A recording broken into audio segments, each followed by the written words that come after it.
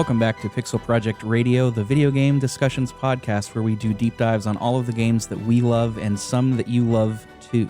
Today we're back again with Lost Odyssey, and once again I'm back with Brack, the co-host of the 3DO Experience podcast. What's up, man? How you doing today? Hey, I'm doing pretty good, actually. How are you doing? That's great, man. I'm doing well, too. I'm really enjoying this game. The more I play through it, the more that things are coming together. The themes are starting to play out in interesting ways. I'm having a good time. Yeah, it is a slow burn of a game. I'm not sure how many hours you've put into it, but I'm near the end, and haven't even crossed 35 hours, surprisingly. Oh, okay. Interesting. I don't know my play clock off of the top of my head. I don't get out a ruler and I'll show you. Yeah. Yeah, this is After Dark version, baby. Yeah. No, I'll show you my blue dragon. Hey, that's what we come here for. No, I think I'm around, I want to say 25 hours, 25-ish hours. Not bad. Yeah, it's been a good time. For listeners just tuning in, the last episode we did all of the preamble, so we talked about development, the music, general thoughts and feelings, and things such as that. And we got up to the part, and I mean, this is a part 2, so spoilers are obviously about to happen.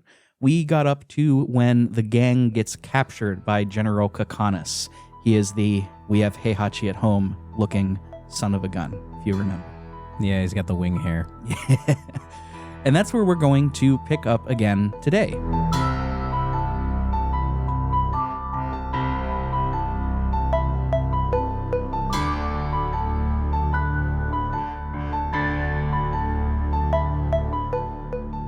So we wake up, the gang does, in 3 separate holding cells, Tweety Bird style. We're kind of dangling in that way. And we're being interrogated by Kakanis. I think this is where we find out his real name. I don't know. It doesn't matter.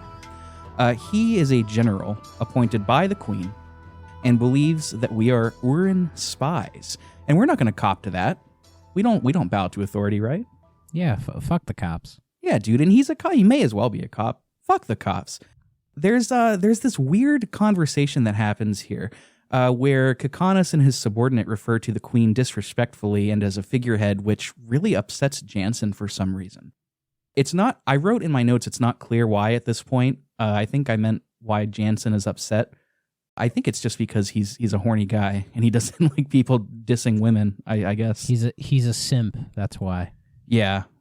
We'll see that pretty soon. Yes, we will. I also wrote in the notes here, I didn't write anything to supplement this, but because of the way podcasts go, like I'm playing more than one game at any given time, and I really feel like some of the writing beats, the narrative beats in here are kind of sloppy. Like the pacing and just the writing beats and all of that are just really inconsistent in this game. I think it's because it sticks out so much because the writing of the game is different from the writing of the short stories. They have 2 completely different authors, and so the writing styles very much stand out. And then coupled with, I think it's Sakaguchi doing the plot of the main game. Like he's, I think, more used to writing like Super Nintendo JRPG plots, if that makes any sense. Like games that you're allowed to be simpler with the narrative, But by this time, since RPGs have expanded greatly, especially in the writing category, it feels like he hasn't necessarily caught up yet, So I can see why it would feel sloppy. I still think it gets the job done, and it's far from the worst writing I've ever seen in an RPG. No, of course. It does get the job done, and comparing it to the short stories is a bit unfair, to be quite honest. I wonder, too, if localization doesn't play a part in this, just because, some of the dialogue, it vacillates between being really effective and not so much. I don't know. Yeah. Or maybe he's trying to tell a very serious story and is hanging on, like you said, to those sort of JRPG tropes from the SNES era where you could be goofy and theatrical. Think Final Fantasy 4 through 6. I don't know. It's something to take note of. It's by no means a deal breaker for this game because this game is really terrific, but you will notice it. And I think when the majority of the writing is meant to be more serious and dramatic, when it doesn't really work, it kind of sticks out a lot more, say, compared to like a Dragon Quest game, where there might be a couple of iffy parts in there as far as the dialogue, but the whole setting and the vibe of Dragon Quest is much more kind of silly and lighthearted that you kind of forgive the more kind of lesser writing, here and there. You know what I mean? I don't, because I haven't played Dragon Quest ever, but maybe one day. Maybe one day. Okay. It's a big commitment. Well, hey, get me back on. We'll talk about it. Yeah, absolutely. That pause was not intentional. That was genuine. So you do this weird, like it's not a mini game, but you do this weird thing where you have to bump into the walls of your hanging Tweety Bird cell. And I still can't figure out why this was even here. It's totally superfluous. But after a moment, we're all lifted out of the room. Like some giant crane grabs onto all of our cells and lifts us out into a ship called the White Boa. And we all pass out here again. Kaim has another nightmare. This is where it's expanded upon. We learn that the girl that falls off the cliff, this is from the nightmare previously, we learn that her name is Liram, and it is implied strongly that Kaim is her father. And the mother is there too. And in the distance, we can see a strange man in armor being before we are jostled awake. This is all going to get clarified within this episode. So just stay tuned. It's a pretty cool reveal. If not, it's not obvious, but it's not groundbreaking. It is cool, though. I will say, sorry to interrupt, but in the Tweety Bird cage section, apparently there is a very specific item that you can miss in the Tweety Bird section that could definitely be of a help. I'm trying to figure out what page it was I found it on, but there is a specific item that you can find in the Tweety Bird cage that if you don't get it, I don't think there's another way to get it. And it's something to do, I think, with a particular status ailment. I could be wrong on that. I thought that item. I'm not going to try and do those impressions. I can't do any of them. No, I loved that. That was great. Kaim at this point is starting to regain his memories bit by bit. And that's a good thing. We're going to expound on this way more as we get into the story. We do get a little bit of a flashback here with Gongora giving Jansen that little marble that we saw before.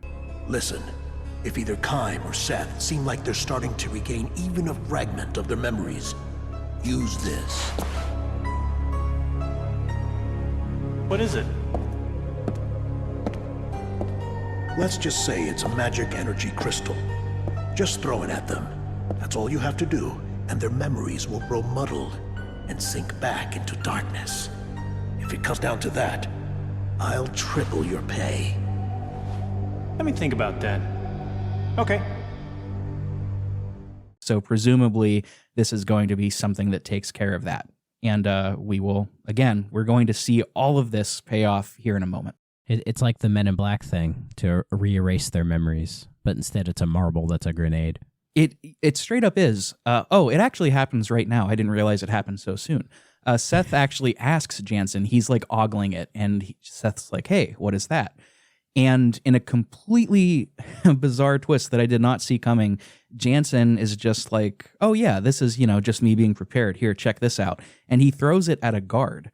Immediately, the guard is like enveloped in this black miasmic cloud, and he wakes up totally amnesiac. And this is where Jansen's sweet-talking comes into play. He kind of sweet-talks him into thinking like, oh yeah, they put us in here by accident. Like, you were just coming down here to let us out. It's all good, man. And for a moment, Seth starts to respect Jansen for like the first time in this game. It's one of those moments where Jansen's sort of like more lighthearted nature really kind of pays off.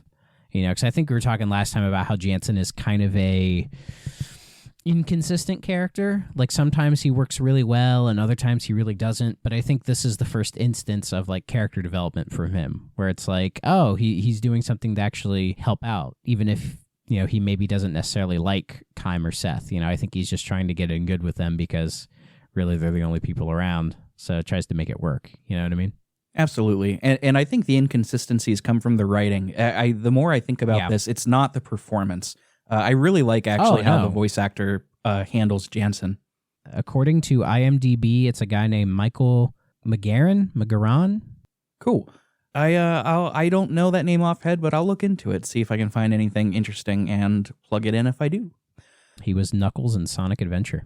Oh, God. Oh, no. This, so we're going into some JRPG tropes here now. We've got this faux stealth section that is an absolute nightmare. I did not have a good time with this at all. And we also don't have our weapons, so we need to find those. So this is straight Chrono Trigger, straight out of the Chrono Trigger playbook and every other JRPG ever. It reminds me a little bit of Metal Gear Solid as well, because it's like the metal corridors and trying to avoid like lasers and security cameras, but it is not done nearly as well as that. No, not at all. They rarely are in JRPGs. Jansen, at this point, after we are wandering around a bit, not getting caught, Jansen hears some harp music coming out of a room, and he knows immediately that it must be the queen. He's got a sixth sense about these things. She must be hot. Yeah, exactly. Queen. He says he has to check it out, or he'd have to, quote, turn in his man card. That was a good one. Yeah, it got a chuckle out of me. And it turns out at this point, Seth's memories are beginning to return too, and she knew the queen. We see this in a brief flashback. They became quick friends at one point in their lives, despite their dispositions, despite the disparity between royalty and sea pirate. It's pretty cool. And again, we're going to learn more about that pretty soon here. And this is where we find the queen. Jansen manages to find her. And this is our introduction to her. Her name is Queen Ming of Numara. How would you describe Queen Ming, Thrak? Boobs. Yeah. It's the first thing you see. You can tell this is a 2007 JRPG because they really lay the revealing clothing on pretty strong for this. It's not as bad as, say, like a Final Fantasy X, where they're doing it with characters who are underaged, basically. Like Ming is an immortal. Lulu's not. So.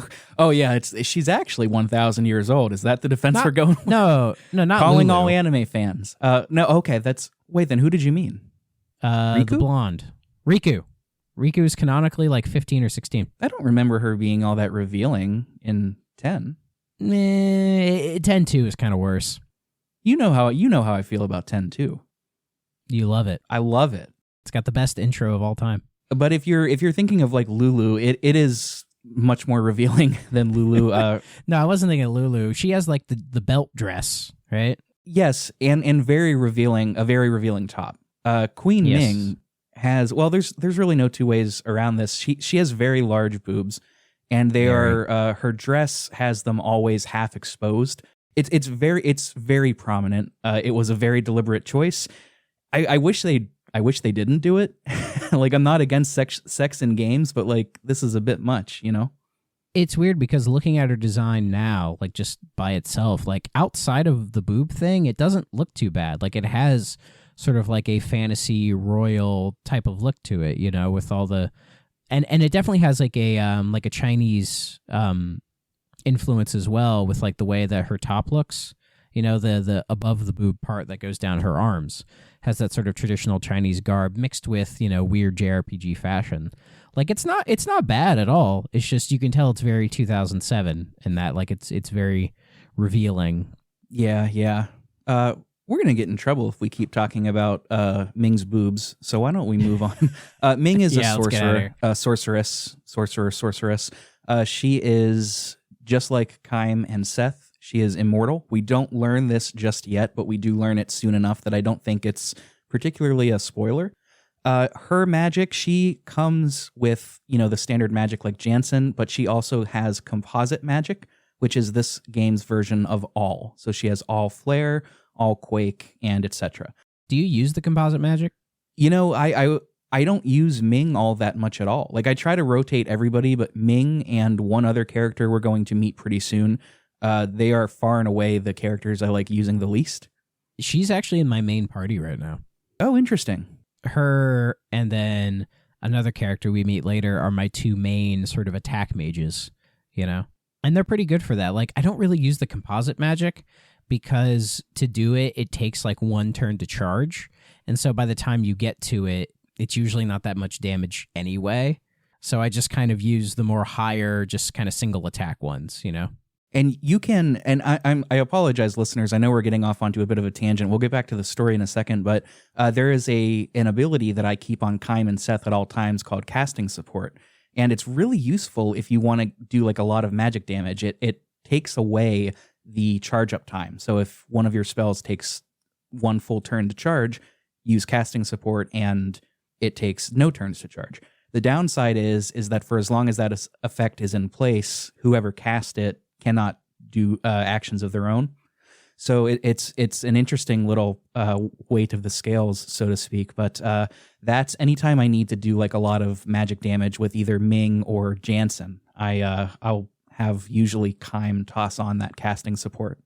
Yeah, it definitely helps when like physical attacks don't work on the enemy you're fighting for whatever reason. So Jansen immediately starts sweet-talking the queen. He's like, he's listening to her play harp from afar, and then he gets close enough. He starts laying it on thick, man. He is so good at this. He's practiced. Who are you? I beg your forgiveness, Your Highness, for the sudden intrusion.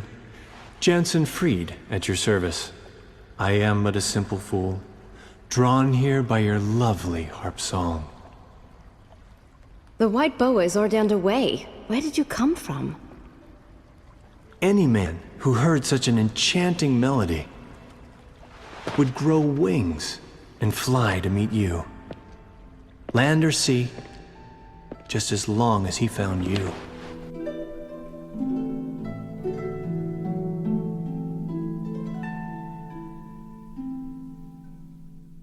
And what seemingly happens is he ends up putting her to sleep. And for a moment, I was really worried that this was going to get really gross, but it doesn't. He also, in this process, knocks the entire harp down like a complete buffoon, like a bozo, like a cretin, and alerts the entire guard force. Because I don't know if you've ever seen a harp in person, Thrak, or have touched one. Those things are extremely heavy. They're very big. They have pedals, so you can like change the tuning, I think. Mm-hmm. You know, they're surprisingly complex pieces of musical instrument, you know, which always amazes me that the main people who play these giant instruments are these little delicate women. You know, it tends to be these kind of like small little precious girls that get behind it and then do these like beautiful harp pieces, you know? It's the same reason you see a lot of big guys playing the trombone and tuba. It's just gender norms that are enforced at a young age, you know? Fun fact, my favorite professional tubist is a lady. Her name is Carol Jan. She's with the Philadelphia Orchestra. She is incredible. Anyways. Shouts out. Yeah, when she listens to this, inevitably, she's going to have a smile. Of course, yeah. After Jansen knocks the harp down, everybody is notified of where he's at. You can hear Kym and Seth through the door get taken away by Kakanis and his guards. You manage, Jansen does, that is, to escape with the unconscious queen through this emergency exit into a sort of engine room. And it turns out the queen wasn't actually asleep. She was testing Jansen to see his true intentions and freezes his legs while his back is turned. That is some weird shit to do. Test somebody, you know? It's a bit weird. Yeah, it is a bit weird. This is also where we learn her name. As we said, she's Queen Ming. Her and Jansen have an interesting chemistry. They kind of hit it off. And it's really funny. She makes a quip here. Jansen's bitching about being frozen. And she's like, Your feet will be fine. Just remain here for a little while. Nothing higher will turn to stone. Gee, thanks for considering my, higher parts. You finally sound more like yourself. Huh? Such insincerity reflects poorly on your true self. Whew! All that formal speech stuff is making my shoulders stiff anyway. It got a big laugh out of me. It was really funny. I love their dynamic throughout this game. Yeah, she didn't freeze his blue dragon. But yeah, they're cute. but they are cute. They are cute. And not to get too ahead, but there is a payoff to their relationship. So as the White Boa approaches and arrives at Numara, the queen, that's Queen Ming again, addresses the full royal guards with a speech loosely about peace as she decrees us as being free from prison. This is where we get a behind-the-scenes scene here pretty quick. Kakanis is actually the one in power here, and the plan, much to Queen Ming's dismay, is that they are basically going to follow us, Kaim, Seth, and company, until they have evidence that we are with Ura, so they can capture us again and use us as political bargaining chips. Kakanis firmly believes that Ura is a threat to the world with Grand Staff, and he plans to start a war against them to seize Grand Staff for Numara in an effort to, quote, promote peace. This is a big theme in this game, this idea of promoting peace through either mutually assured destruction or abject power, abject domination. It is a huge theme in this game, and we are going to be seeing a lot of it. I really like it. It's very like, for a more contemporary comparison, it's similar to like Thanos' plan in the Marvel movies or even in the comics, where he wants to, like, you know, get rid of half of, you know, the universe's population as a way of, you know, promoting peace, essentially, which in some cases, or, you know, some people's case, I think that's just an excuse to, like, take over everything. Oh, it absolutely is. It 100% is. And there's another antagonist that's going to do the exact same thing, just much loosely, much thinner veiled. Jeez, I cannot talk today, man. You would think doing this for this long I would learn to talk. I just don't talk no good, you know? Well, you know, we have off days. It's okay. That's what you get here at Pixel Project Radio. You get not the best, but the best that I can do. You get off days. That's okay. We get some time here to walk around and explore Numara. Eventually, we find the Ghost Town, which it's this little offshoot of Numara off to the side where a tragedy took place in the past. I will say Numara is very gorgeous. Yes, thank you. It's definitely like it's all white buildings. It's off, like, kind of, I think it's by the sea, so it has that really nice, like, seaport sort of town. Like, it sticks out from, say, Ura, which is sort of like this just kind of remote sort of village, just kind of in the middle of nowhere, and it has just very kind of, it's almost desert-y, you know what I mean? But you get to Numara, and it's much more like water-based and sort of, you know, like a port town. So it has that sort of, like, you can almost smell the sea air. Yeah, thank you for bringing that up. It is a beautiful city. You can tell that they have wealth. You can also tell that they are not participating in a lot of these wars. There's no clear sign, aside from the ghost town, there's no clear sign of being ravaged and having to rebuild from war. And that's important because that is part of Queen Ming's whole ideology. She wants to remain peaceful. It reminds me of Naboo a little bit. Oh, from Star Wars. Yeah. Though, to be fair, I think I don't know, I was getting, like, prequel vibes in this game here and there, just, like, in some of, like, the designs and, like, of the characters and the locations, you know? Like, it almost like it's following in Final Fantasy XII, because a lot of people say Final Fantasy XII is like a Star Wars prequel. Like, the whole game is kind of structured like an episode 1 or something like that. So Lost Odyssey almost feels like an extension of that. Yeah, and we're about to meet Jar Jar. Count me out of this. We are about to meet 2 new characters, though. One of them, quite frankly, is my favorite character in this game. We run into, in the ghost town, among the ruins, among some flowers, there are 2 kids named Cook and Mac, and they're looking at these flowers. They're called the tender flora. They don't want anybody picking them. Some guards come through, and they just start bullying the shit out of these kids. They're like, you know, get out of the way, kids. Like, we're going to pick these flowers. One of them straight up says, he's like, yeah, I'm going to take these flowers home to my wife to get her into the bedroom. Like, was it specifically his wife, or I thought he was just like, yeah, I'm just, like, chatting with this girl, and if I get these tender floral, it's going to work, man. Maybe I was giving him too much credit by assuming they were committed. It might have been a wife or something, but it was definitely like he's going to pick those flowers and give them to a girl, and then, you know, she's going to pick him. Yeah. The cool thing, though, is that the kids fight back. One of them gives a flying kick to one of the guards' faces. It's pretty sweet. I think we have to very fight... Liu Kang. Yeah, straight up. I think we have to fight them here, but it's not a difficult fight. Oh, yeah. The kids are so thankful for you defending them that they invite you back to their house. Things are about to get really real here in a second, but before we get there, let's talk about Cook and Mac. I think I brought this up in the first episode before we got into the story, but Cook in this game has an immediately recognizable voice. She is voiced by Kath Soucie. I think I'm saying that right. And Kath Soucie basically has a stranglehold on all of children in animation, like voicing children. She voiced Phil and Lil. That's a big one. You can hear her voice Yeah, you hear it now? I think I do, because it didn't stick out to me, her voice being anything like notable. But now that you say that, I hear it now. Yeah. Her credits are immense. She voices so many people. Phil and Lil are the only two that I can think of off the top of my head, but she does great work. I am really impressed with how she does Cook throughout this whole game. Cook is very spunky. She's the older sister. She does not like taking shit from anybody, especially Jansen, which leads to some great moments because I just think the two of those voice actors do a great job. Mac is kind of the meek younger brother. He's a bit of a crybaby. They always play it up like, oh, big boys don't cry, and it's like, okay, that's a little outdated. To be honest, Mac is my least favorite character in the party. He's kind of a bit of a nothing character. He's there to advance the plot in certain spots, but I mean, he doesn't really have a personality, you know? He's not bad in battle because he has some interesting he's more of like a physical attacker. And if you put some work into him, he could be like a central member of your party.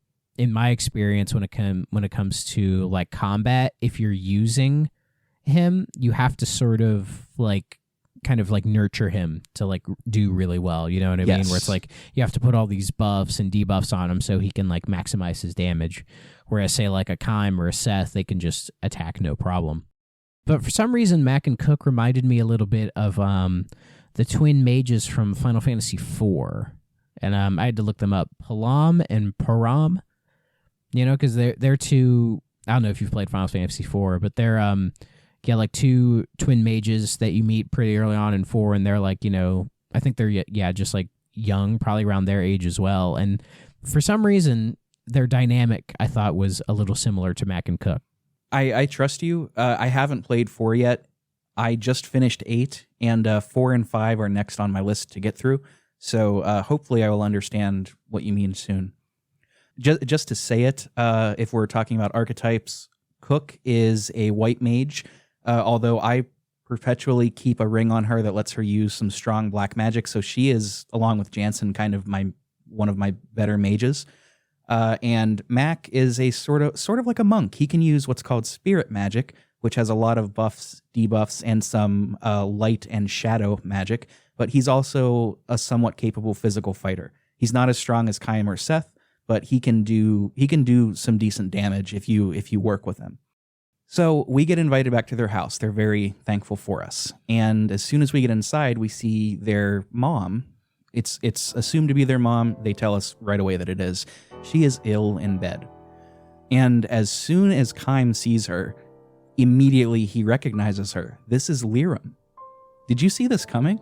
It's one of those I feel like I should or I shouldn't, you know? Because a lot of times with JRPGs, when they make important sort of story connections, in your head you do the whole, oh, they're probably going to do it. Maybe it was I didn't expect it so soon.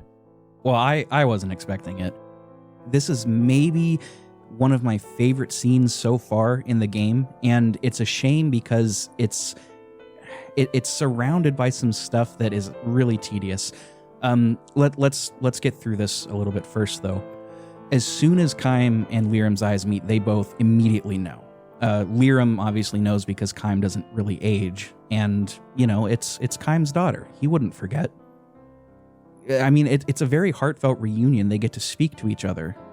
You know, she was saying that she was holding out because she just knew she would see you or Mom one more time. Her mom, Kime's wife. She has told Cook and Mac for years about Kime, just telling stories and just held on to life, just hoping to see him again. It's I don't know, man. This whole scene is really touching to me. It's done, the bits with Kime and Liram are done really, really well, and I think that's where the writing kind of shines in this, is when you have those more kind of emotional scenes between characters. You know, it really sort of allows you to get that extra connection with them. Is this one of the scenes where it's like it's an emotional moment and Jansen will shut the fuck up? No. He does it first before they realize who she is, but he kind of takes a backseat to this, which is what it was a good choice. Yeah. She gets to say her last words to Cook and to Mac.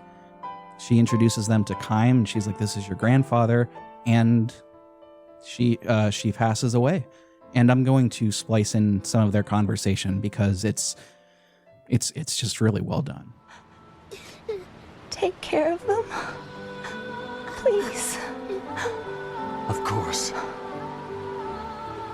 Father, there's something I've always wanted to tell you.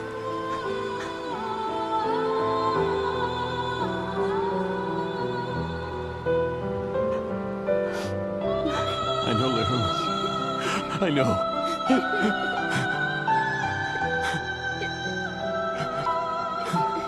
Lirum! Mom! Mom! I'm glad. So very glad. I could see you once more. Mom! Lirum! No, don't go. I'll bring Sarah here, I swear. Hang on, Lirum. Mom! Mom! Mom, no! No!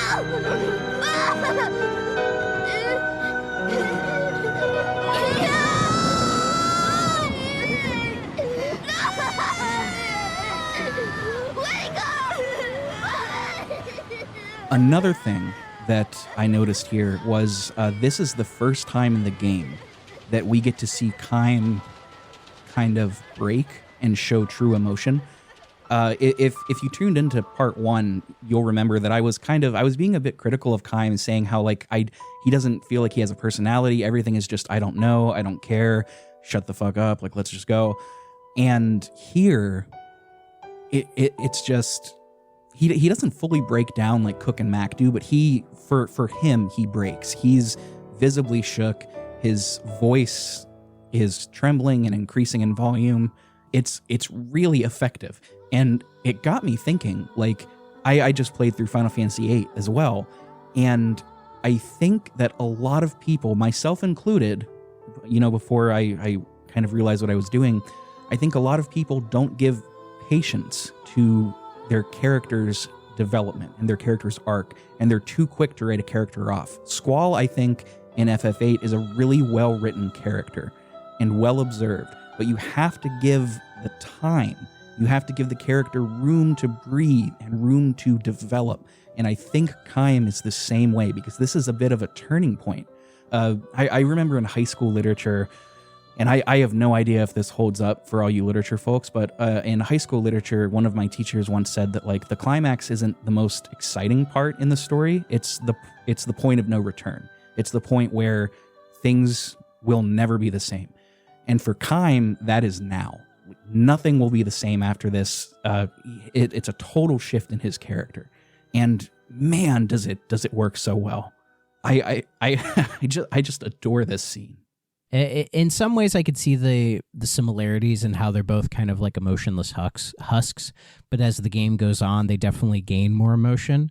But I think the way it's done here with Kaim is much more effective, because here they're using more kind of like, family connections and trying to, sort of use him sort of regaining this like almost lost family that he had, and to like re-trigger all the emotions that he lost due to being an amnesiac, you know what I mean? So it's like he's slowly regaining who he's always been, whereas Squall or, Leon or whoever, I think is just a bit of an emo, and I think is just kind of a bore for the most part. Like Kaim seems definitely some similarities, but I think Kaim, they do a better job with his character development and try to give more reasons for his sort of lack of emotion at the start. But as you keep going, it becomes more and more who he always was. I definitely don't agree with that characterization of Squall, but I do agree with you on Kaim here. Like he's returning to his former self, and that's a lot of what this journey is for the Immortals. They're regaining what was stolen from them. And speaking of that, we get some clarification on the recurring nightmare here. The man in armor that we saw, like off in the distance, that was Gongora. After Gongora jumped off the cliff with Lirum, or took Lyram, it's a little bit unclear. Kaim never saw her or Sarah again. Ever again. So Gongora is now explicitly being set up as the villain.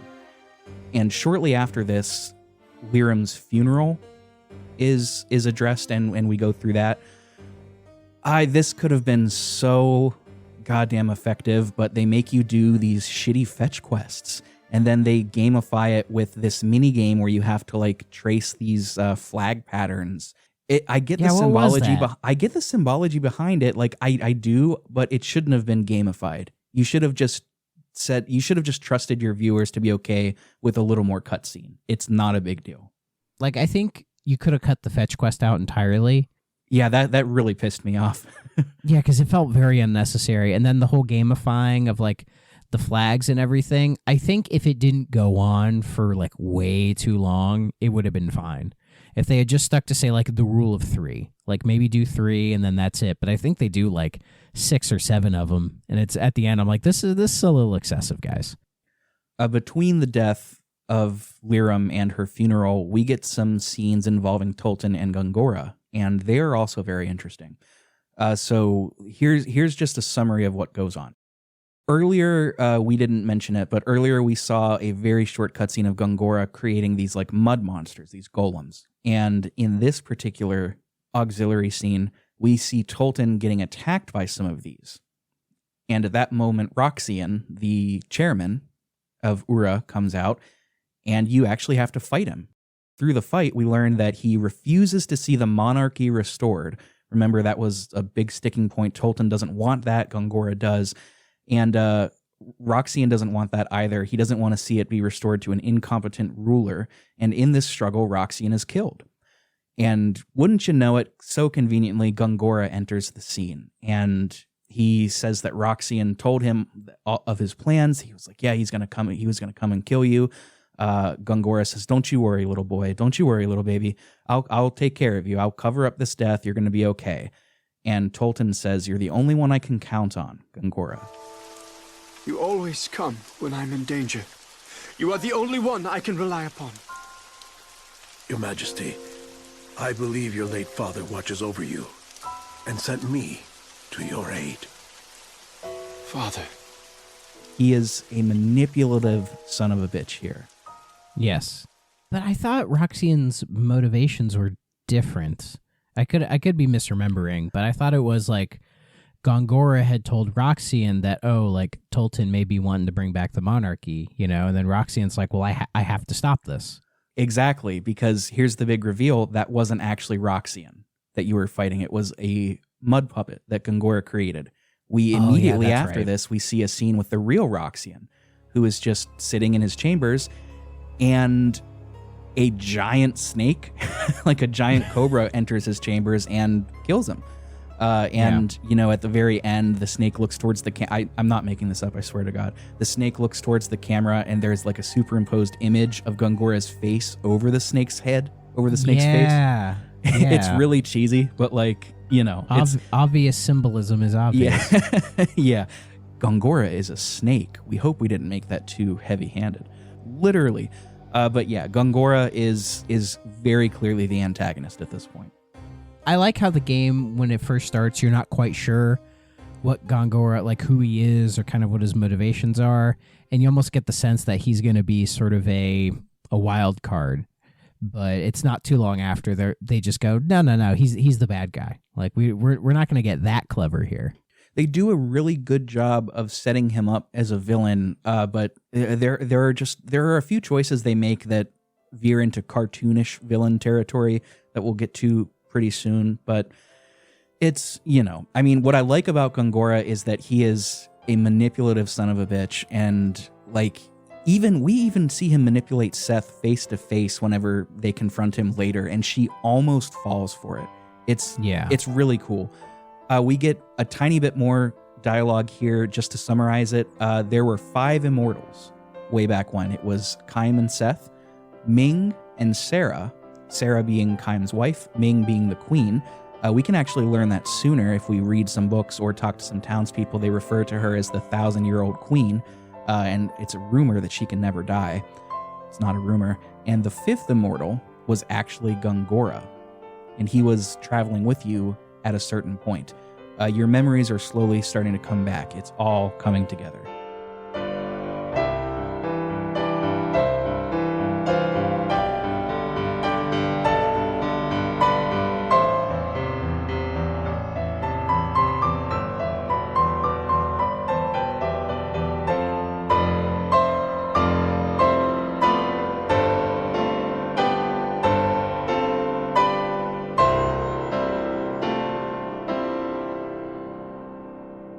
After the funeral, there is a short little mini dungeon here. I don't know, Thrak. I don't think we need to get into it too much. Mac ends up running off to this Crimson Forest. He doesn't know how to process his grief. He's going to try and talk to Liram. He gets possessed by a spirit. There's a bit of a boss fight. Cute character building moment where all the kids talk to Kaim about death. There's not much more to it than that. I don't know. What do you think? It's one of those bits in JRPGs where it's like, oh, we need to do something, like it's a side quest that's part of the main quest. You know, you just gotta go do something. It feels like, since this game is so story driven, that the combat sections can feel very like spread out. So I think they felt at this point we should probably introduce some combat back into it and do a more traditional sort of dungeon structure. Precisely so. Oh, and just to say it, Ming does come with us now. She is a permanent party member. So now we've got Kaim, Seth, and Ming as immortals, and Cook and Mac as and Jansen, can't forget him, as mortals. So now we're gonna have to start sitting some party members out and rotating them in, JRPG things. Yeah, and when you have to start working on the skills as well. Yeah. We talked about this on Discord, I think, but the way the skill links work and the way that accessories work too is that immortals just learn them and you can just cycle. I'm just having everybody learn everything. Like at this point, Kaim and Seth just have so many abilities. I can't even put them all in. It's great. For me personally, I was just using it to get like all the status effects that I could get. That's like, oh, you're immune to fire attacks, you're immune to freeze attacks, you're immune to poison, that kind of stuff, which is really helpful because it'll make certain boss fights or combat encounters like nothing. Because some enemies will just attack with one specific type of element, and if it doesn't do anything, then it is a breeze. Yeah, definitely. Once we get back to Numara out of the Crimson Forest, and by the way, one of my favorite short stories happens in the Crimson Forest about a general named the Butcher. I haven't read that one yet. Oh, dude, it is so good. It's profoundly, it's an anti-war story, straight up. It's just about a general that just murdered innocents and, soldiers, everybody, through the guise of like, if we leave any innocents around, even if they're children or whoever, they'll just grow up to resent us and more wars will come out. So we've got to exterminate everybody. And it's a great anti-war story. It's really good. The story I liked the most is the one about Kaim meeting the nomadic people who are constantly like walking against the wind. Yeah. That one's really good. That's another good one.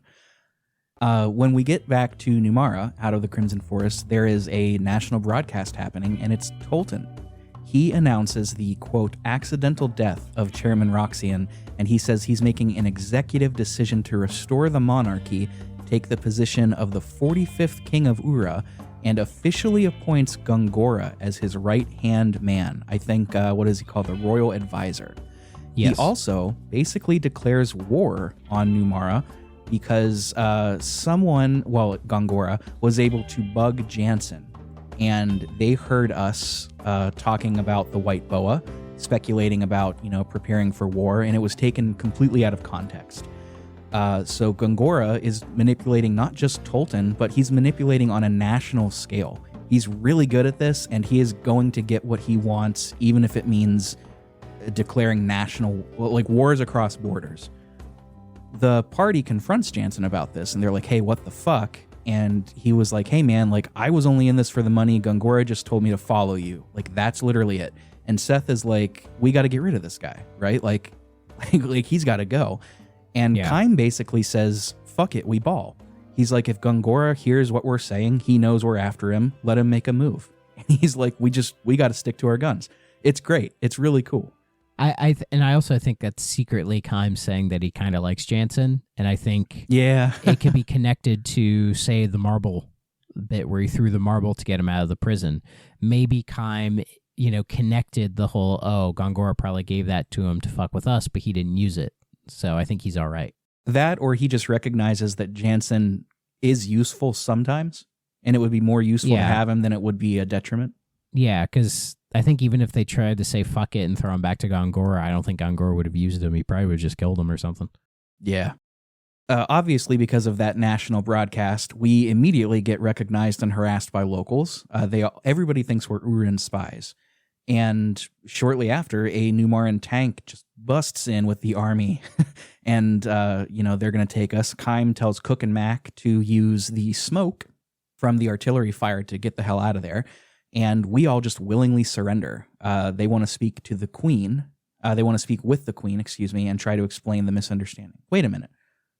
Ming isn't a part of our party right now, is she? I thought she was. I thought she was too, but you know what? No, at this time, she's not part of the party. That's right. Oh, okay. Because we're going to talk to her. Yes, okay. Sorry about that, everybody. There's a lot of story, okay? There is so much story. And just like, what was it? The Quarry, just like the Quarry story, there's a lot of back and forths. Like, meanwhile, this is happening. There's a lot of that. Yeah, I haven't played the Quarry yet, but it's good. It's okay. Until Dawn is better, I think. But it's That's good. what I hear.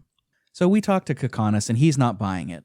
He actually slaps Jansen for making too many wisecracks. This is where we find out what the deal is, too. Gongora somehow put a special contact lens into Jansen's eye without his knowing. They are called spy eyes. That's just true. That's the jokes write themselves. And it let Gongora see and hear what Jansen sees and hears. That's literally it. Kakanis sicks his guards on us, but during the fight, a smoke bomb is used, and a few guards plus Kakanis get their clothes stolen. It was those little tricksters, Cook and Mac, and that gives us time to escape. This is earlier when I called this like cartoonish sometimes, this is one of those times. It's turning this into like a Looney Tunes kind of like a villain where Kakanis is standing in his underwear and like he's like trying to cover up and he's like, go get him. It's all over the place, the tone. It's kind of Benny Hill. It's a little Benny Hill. It's funny, but like it does not. It's funny, but it feels like they're like cutting up comic strips of different comics and just placing them together, and the tone doesn't always jive. Yeah. The comedy in this game, in a lot of ways, is kind of misplaced, or they just don't find a good way of connecting the comedy together with the serious bits compared to, say, Tales of game. Yeah, absolutely. That's a good reference too. Thank you. You're welcome. After some exploring and some fighting, we find our way into Queen Ming's chambers. Ming does not remember Seth, and we don't really have time for a reunion because Kakanis and the guards are right outside. But Jansen thinks on his feet, and he pretends to take the queen hostage. He grabs her. He's got his hand around her neck, and he's saying, if you come any closer, I will kill Queen Ming. And Kakanis knows. He's like, we can't risk her life, and it gives us time to escape through the back exit and block the door so Kakanis and company can't follow. This doesn't last long, though, because as we escape outside, Kakanis catches up in a tank, and we get into a battle. I didn't write anything about this battle, man. It's not hard. It just takes some time. The tank battle. Yeah. It's not that bad. This is another total cartoon moment where, like, he's, the tank is blowing up at the end and he's, like, pounding on it, like, no. It's ridiculous. Those meddling kids and that dumb dog. Straight up, man. That's what it feels like sometimes. I don't know. I don't like it. It's like he really wanted to have more sort of, like, Kefka's, but he doesn't understand why people like Kefka, because Kefka is silly as well, but in a very sort of diabolical way. But also Kefka fits within the archetype of theater that is Final Fantasy VI. That whole game is a theater play. You could watch that on stage, and that's why Kefka works so well. And because there was no voice acting. Like, voice acting, look, this is my hot take, and I'll die on this hill. Voice acting sometimes is a detriment. especially to story-based games. It just is. That's why books are still popular, right? Yeah, just is. I think because it's hard to get the voice actor right. And usually Exactly. what you're interpreting in your head is a lot better than what they can put out there. You know, it's the old adage of, you know, what is often scariest is what you don't see. You know, it's just like your imagination is really what works more often than not. And I couldn't imagine wanting to do the voice for Kefka in 6 because he is such like a Shakespearean type villain in a lot of ways that it's really hard to get that just right. You know who I bet would do a good job? I know Who's this that? is a cliche answer. Mark Hamill. Yeah, I think he could do it. He would do an okay job. Pretty good job. A pretty good job. But I think the issue, if he did it, everyone would just be like, oh, that's just the Joker. Which, that's what Kefka is. But still, I think sometimes that kind of thing would probably be distracting. Yeah. Yeah, I agree with you. But Hamill's a good choice. So after we catch our breaths, we kind of catch Ming up on what happened with Liram. Liram gets to console the kids a little bit. Liram and Ming were close, so they call her Aunt Ming. It's pretty quick. It's cute. It's pretty cute. Yeah, that's. I don't know why I said quick. We got to get out of Dodge. So luckily, a ship at the harbor has just finished being built. So we just Shanghai it. We take it, and Seth knows how to pilot it because again, she's a pirate. This leads to a really cute scene of Cook losing her mind over learning that Seth is a lady pirate. She she goes into full fangirl mode. She's like, I look up to lady pirates so much. Like, I want to be just like you. And it's really cute. You were a pirate? Yep, that's right. Wow! Amazing! That is so cool! Oh yeah, I've always loved women who are pirates and swordswomen and stuff. I read books about them for like ever. It is so exciting to meet a real woman pirate. I mean, to make a long story short, She wants to be your apprentice. Yeah, what he said. Could I? So, Seth, Mistress Seth, please let me be your apprentice. On the ship, we do escape. The immortals talk about their memories and lack thereof. Ming still can't remember anything, but Kaim fills us in. And this took me aback a little bit because I think this is all new information, right, Thrak? Yeah. This is the part where Kaim says like, "Oh, I'm starting to remember things." I'm sorry, I don't mean to interrupt. He doesn't frame it like that. He Ming is saying how she can't remember, and then Kaim just starts talking like it's something. Because I remember thinking were we supposed to know this? Did I maybe miss some dialogue or something?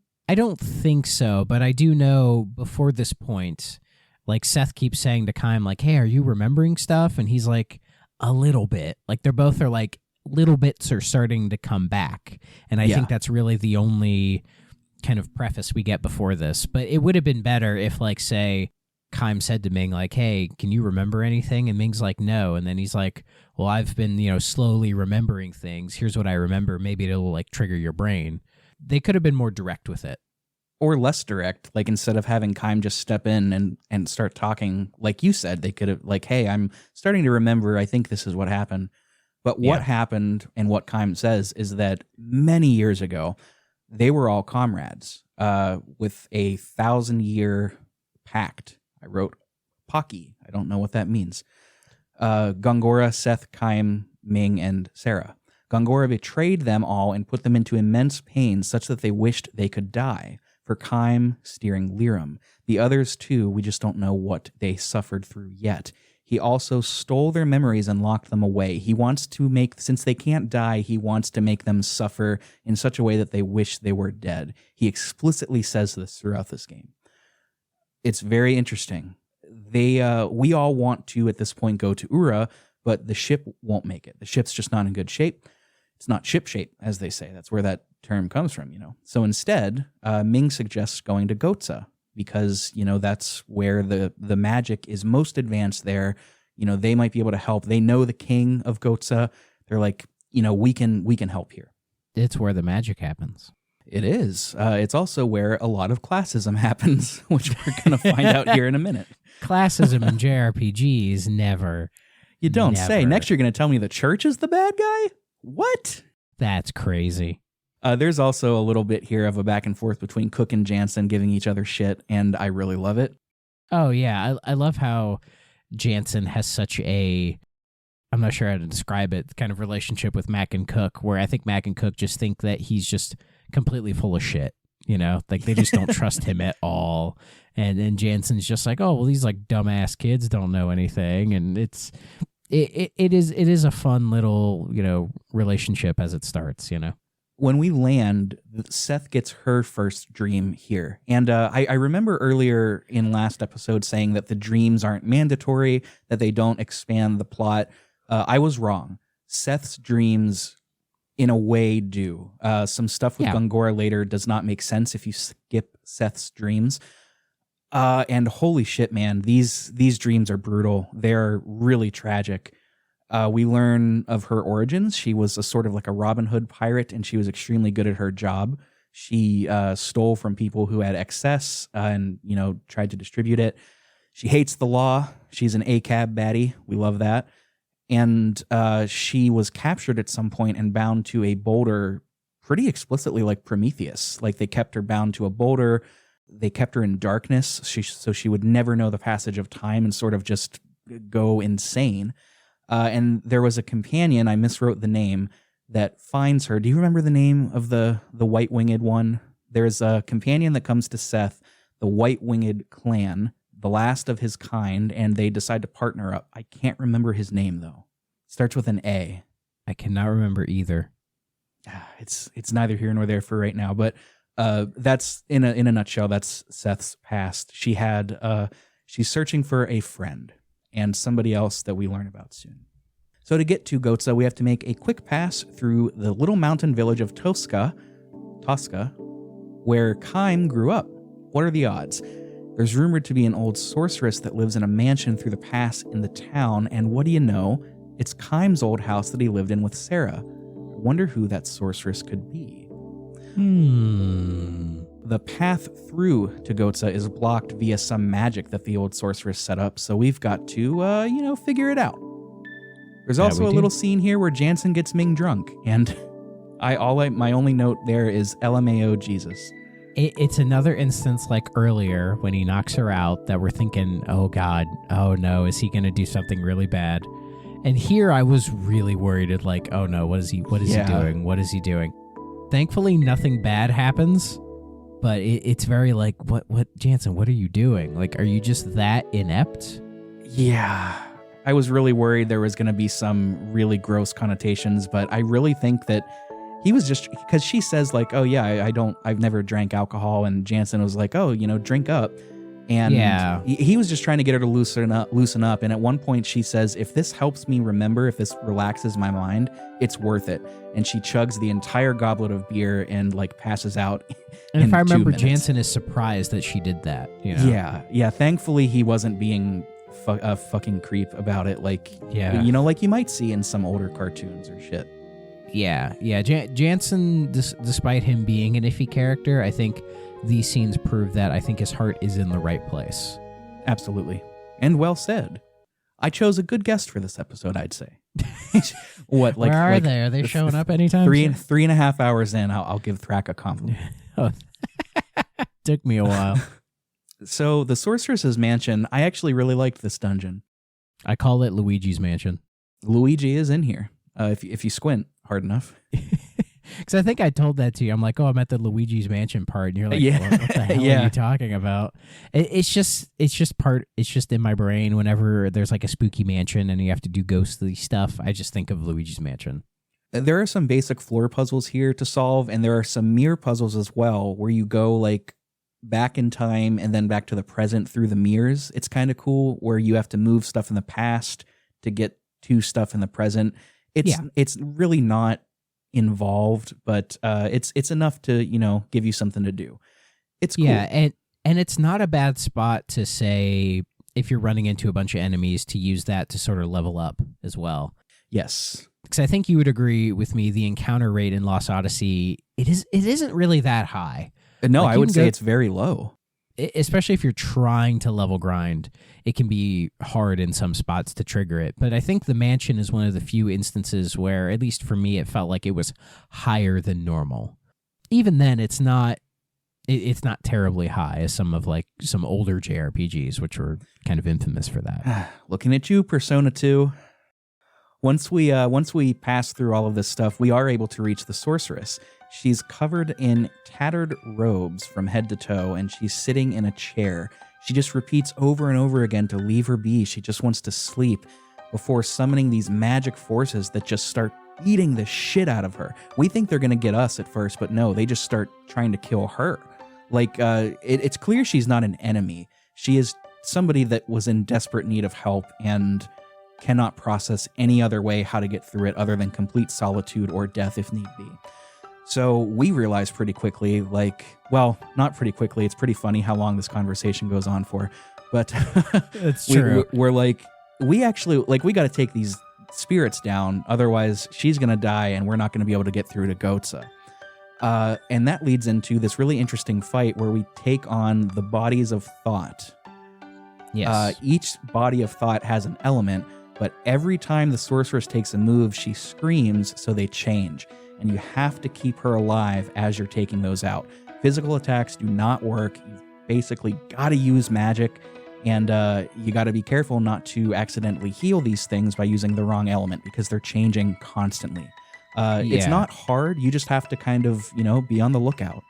Yeah, it's one of the better fights in the game, I think. And it's a prime example of how most of Lost Odyssey's fights almost have a puzzle element to them, where instead of using brute force, there's always some little trick or some little thing you have to, a little strategy you have to do to kind of figure out what's the easiest way to approach, said boss. And I like how it does it here. But what's nice about that is even if you mess it up when they let you kind of retry from the last checkpoint, you can just go right in and try it again. It's funny you mentioned that. Back in the fight where we're dealing with Mac when he gets possessed in the Crimson Forest, they say something along the lines of we don't want to hurt him, but one of the characters imply we just got to knock him out. I think it's Jansen. He's like, well, let's just knock him out and it'll be fine. And so I killed Mac, and Cook just immediately has a breakdown, and she's like, you killed him, and the game is like, do you want to retry that? And I was like, I they don't necessarily, they don't say oh, you should put him to sleep. They say it in the JRPG way of oh, he knocked him down. Oh, it made me laugh so hard. But once we save the sorceress here, she begins to change before our very eyes. And wouldn't you know it, who could have seen it coming? It's Sarah. It's Kaim's wife. He tries to approach her, but he's reflected back by some real nasty magic. Everybody is like, oh my God, Kaim, are you okay? Except for Jansen, who says, oh, she's mad at you, boy. Which was pretty fucking good. Sarah is just repeating over and over again, I killed her, I couldn't save her, it was my fault. Again, she is so in grief over the loss of Lirim that she physically cannot exist anymore. Kaim is obviously distraught. He doesn't know what to do. Nobody does. But in a moment of something that's a bit too saccharine for my tastes, but very tropey, Cook and Mac step forward, and they sing a song that I guess Sarah. I think Sarah taught them. In my notes, I wrote that I couldn't remember and that I hope I remembered later, and I think it was Lirim taught them the song. Lirim taught them the song? I think so, because I don't think they had Sarah growing up either. They did not. Yeah, so they probably learned it from Lirim. And yeah, that was a moment where I'm just staring at the screen going, what in the fuck is happening right now? Dude, it goes on for so long. It does. And it's the kids singing, can be creepy in certain contexts because, young boys that haven't gone through puberty, their voice is higher. See any boys choir across the world. And it's just that for 3 minutes. Maybe not 3 minutes, but definitely more than one. I feel like it might be longer. It's almost like a lullaby. Yeah, it's a lot. But, they sing the song. It snaps Sarah out of it because JRPG. And the good news is that Sarah remembers Kaim. I think she says later that her memories are gone, but Kaim was so important to her that her body and her heart remembered. That's something that these immortals will say over and over again. That's kind of a sub-theme to this. My body remembers, my heart remembers, my soul remembers. It's this idea that bonds that we build in life will transcend all. You know, it's the other side of the coin that friendship, you know, is everything like Kingdom Hearts. Speaking of Kingdom Hearts, you want to talk about her character design? Who, Sarah? Yeah. Oh, sure. Yeah, you brought it up. Go for it. Yeah, because looking at her design here, I've noticed some of the, at least like the upper part of her wardrobe is the exact same as Ming's, but she is dressed far more conservatively. But just looking at her design with like her poofy pants and everything, she definitely looks like an NPC in Twilight Town. Yeah, kinda. I can kinda see it. Did Nomura work on this game secretly? Sarah is going to be joining your party. She is a very powerful mage. For my party, Jansen is still definitely the tank as far as the mages go, but Sarah is incredibly capable. She, oh gosh, what does she have unique about her? I can't quite remember. She doesn't have the spirit magic. I don't think she has the composite magic. I think it's just when you get her black and white magic is pretty high when you get her.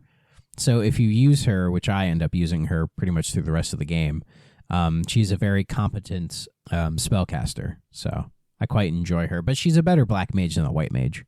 So this reunion scene is very touching. I've said this on the podcast so many times, but anything that is a sort of homecoming, it always hits me in the feels. And you listeners at home will never know if I'm actually choking up or if I'm just joking. You'll never know. It could be either. But I'll never tell. Well, you've seen me pause several times in here as I'm getting choked up with the funeral scene, so it's fine. But I'm not going to tell them where. I just did. Fuck. Damn it. Shit. All right, let's redo it from the top.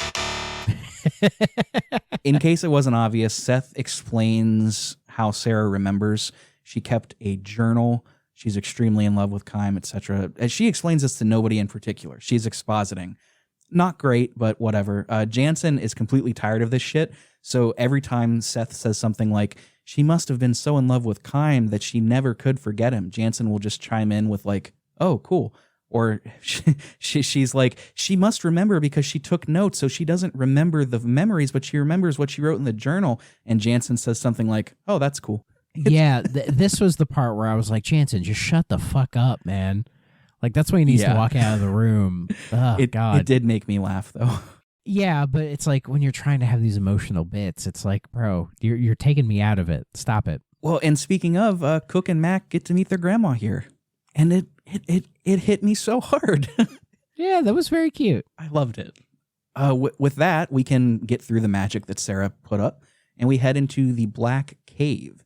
This is a mildly annoying dungeon. I wrote that it had cool lore around it, but I completely forgot to write it down. Do you have anything you want to say about this dungeon? Is this the one that has the bits where you fall through the floor, or is that later? No, that's here, where you have to use the fireflies to sort of see where the holes in the floor are. Yeah, that one I found really annoying, because it was really the only time in the game where I got to the end of the dungeon and realized, oh, I don't have any items with me. And so I was trying to fight the final boss in the dungeon with basically no MP, and it wasn't working. So I had to backtrack all the way out of the cave, go back to the town that's by the mansion, that when you first get there, it's all spookified as well. And there is usually where I buy a bunch of the items that I need.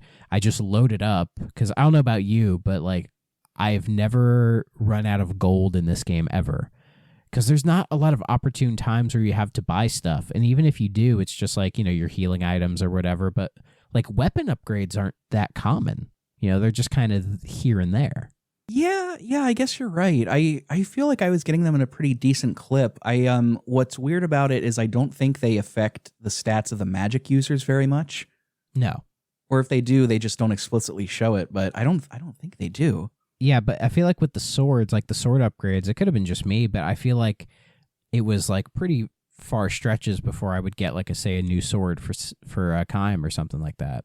But when I went back to the town and got all the stuff, then I like barreled through the dungeon as fast as I could to get back to where I was, and then I fought the end of it, and then I did just fine. So that was a mistake on my part. You mentioned the merchant town, and that town's name is Salmon, S-A-M-A-N. It's right outside of Black Cave. There is a magic hanging over all of this town. The folks at the entrance, they'll tell you that they've seen strange things like inanimate objects moving. And you can talk to cars and cats here. It's pretty funny.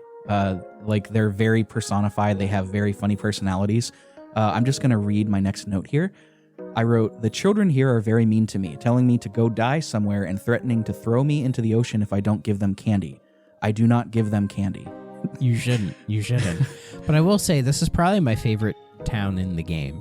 It's so interesting because, like, we leave it, I mean, it's not a spoiler because we're about to do it, but we leave it before we actually fix it. So for a time, I was like, what the hell is going on there? Like, I want to know more. Let me go back. I mean, the solution is pretty simple, but like at the time, it was so cool. It looks like a Halloween town, and I played this, I took a screenshot of this town and those kids threatening to murder me if I didn't give them candy on Halloween, and I sent it to a few Discords. I was like, man, these trick-or-treaters this year, they're getting ballsy. That's pretty good. And what I like about this town is it's easily the smallest one. So if you just need to like go rest up, buy a bunch of items, do like a save or whatever, it's all in like one little area where you can do everything real quick and then get right out again. We don't really acknowledge this weird magic right now. We've got to get on a ship because, again, we're trying to get to Gotza. We have to find the captain. He's hogging the bathroom, and that is our side quest in this town. We have to get the captain out of the bathroom. And there's another side quest here with like a merchant that's like cooking his books that I did, and I got him in trouble for it, and they gave me rewards. It felt a little weird to like throw this guy under the bus without even knowing him, but I mean, hey, the town was mad at him, so... The side quests are interesting in this game. There's not a lot of them until the very end. Yeah, and a lot of them are just very small things. They're like, oh, this one little thing is causing me an issue, and then you go solve it, and then they're just like, oh, thank you, and then that's it. You know, like there was one where finding a specific item was basically going to, Aura, where the big gate is. You go to the elevator, and there's this guy saying, oh, I can't find this guy's helmet. Like, can you help me find this guy's helmet? And then you go up the elevator one level, then you go right back down, and then you ram this very specific part of the elevator structure that you couldn't, and then the helmet just falls right off. You go to grab it, and then that guy comes up to you, says, oh, you found the helmet, thank you, and he just gives you your item, and then you're off to go. I think that's where I got the anti-poison, is from him. He just had an accessory that grants him immunity to poison that he just gives you because you found some random soldier's hat. Good guy. I wouldn't give that out as a reward. In this economy? Are you kidding me? Get out of here. Exactly. Get out of town, Buster. So after we get that captain out of the bathroom, we set sail to the west. This is where magic is said to come from. We get some brief fights here with some sea monsters that jump on board, and then a bright light engulfs us. We all pass out. This is where we get Seth's Dream Part 2. By the way, it's unclear what that light was. I guess it's just magic energy from the place we're about to go, I assume. But Seth's Dream Part 2, so we learn more about her. In this part, we essentially learn that Gongora manipulates her friend, who is... I know I said it, but just to say it again. Her friend, I can't remember the friend's name, is... Anira? Yes. What was it? Anira? A-N-E-I-R-I. Yes. A-N-E-I-R-A. Anira? That sounds right. Anira is a member of the White Winged Clan race, like sort of like angel, but they're not like people, sort of. Gongora basically manipulates this person to attack Seth's son, named Sed. Anira bites Sed's leg off. Seth stumbles upon this scene in a blind rage, ends up blacking out and killing Anira. And then she wakes up to find Anira dead, her son Sed without a leg and not responsive, and Gongora stands there just saying, you did this. You killed them. How do you feel about that? This was your doing. It is fucking tragic, dude. It really is. At this point, I'm more interested in Seth's past than I am Kime's, to be honest. Well, I think because Seth's past is much more, like there's not as much to it, because there's so many dreams about Kaim's past, really emphasizing his 1,000 years of existence and all the side stories that have happened to him. Whereas with Seth, it's more of just, here's this very specific thing that happened that may or may not be important later. It's important later. But, Yeah. Yeah, if we had as many stories about Seth as we do about Kaim, it would get extremely tedious. Yeah. Our ship crashes at a pier as we're waking up, and it turns out this is experimental staff. It's just like Grand Staff, but it's like a factory setting where they do experiments on magic, fittingly. And we learn 2 things here. We learn that Gongora is planning to move parts from experimental staff to Grand Staff to increase the latter's power, and that Gongora himself is here for some reason. We get a very interesting interstitial here. Speaking of Gongora, he's like stumbling, he's weak, he's dazed towards some important center room of this area. A voice tells him to return, and Gongora, screaming, denies the voice. He says, They call me from beyond the mirrors again. But I won't let them manipulate me. No, I'll never go back. we don't know what is going on here, but I am so interested in it. It is very interesting because it's trying to give more depth to what's going on with Gongora than we realize. This place is springing leaks of magic, which is why Salmon is in the state it's in. Cats are talking. Automobiles are talking. Next thing you know, they're going to want to get married to each other, and suddenly I'm subscribed to PragerU. God damn it, I can't believe this shit. Experimental staff as a dungeon frustrated the hell out of me. I lost about an hour's worth of progress because I forgot which way to go, and there are no save points in here. Yeah, and it's kind of puzzly, and there's just a lot of like dead ends, and you're just trying to figure out where the hell to go most of the time. The frustrating thing is that you need to progress. You need to unlock these special gates that can only be done with a gate key. Those need to be stolen off of guards. They're not just drops from battle. You have to physically steal them with the command steal. And for some reason, they're one-use items. So if you have one gate pass, it breaks after you use it once. So you just have to keep stealing. They're random encounters. My steal rate is not good. I don't know if it's just my stats or what, but... It wasn't very high for me, but I think you only need 3 of them. You only need 1 to get through the whole thing, unless you're trying to hunt for items. Yeah, I had 3 of them, so I figured I'd be just fine. Because I think there are some specific enemy encounters that will have them more than other ones, but even then it's just a crapshoot. Otherwise, the enemies aren't too bad here, though, so that's good. Once we get through to the glass chamber, we confront Gongora. In a rare display, Seth's composure breaks. She will kill him for the deaths of her son and friend. Gongora, this is what I was alluding to before, he is manipulative as hell here. He convinces her on the spot that it was her fault, and she breaks down. She drops to her knees. Her voice is cracking. She's like, no, and Kaim has to snap her out of it, and Ming too. The confrontation continues. Gongora accuses the 4 immortals of being traitors in the past, saying that it was him who put an end to their abuse of their immortality. He's framing himself as the hero. None of our party is having any of it, especially Jansen, who literally shakes his ass at Gongora. I fucking hate it. I loved it. That was amazing. Gongora pieces together by our responses that our memories haven't 100% returned yet and refuses to tell us why he was trying to get us to Grandstaff in the first place, only that it would finish the mission. A fight ensues. Gongora says that he'll kill us and our grandchildren just as he killed their mother. Holy shit, dude. Yeah. I love that line, dude. He is fucking brutal. He's turning into that diabolical villain. But it's not so far off at this point in this scene to make it like cartoonish. You know, I keep using that word and I'm sorry, but it's the only word that fits. But like here, he's bordering on it. He's bordering on it. Okay, fair. He's walking the line. He's towing the line, but I think at this point he's not over the line yet. At some point during this exchange, we also learn that the immortals are not from this world. This is important later. This fight is fixed. After like 6 to 8 rounds, Gongora automatically wipes your party. It's a forced KO. And as we lay dying, good band, and great book, Tolton approaches. He can't believe this shit. Gongora, shout out to Retrograde Amnesia.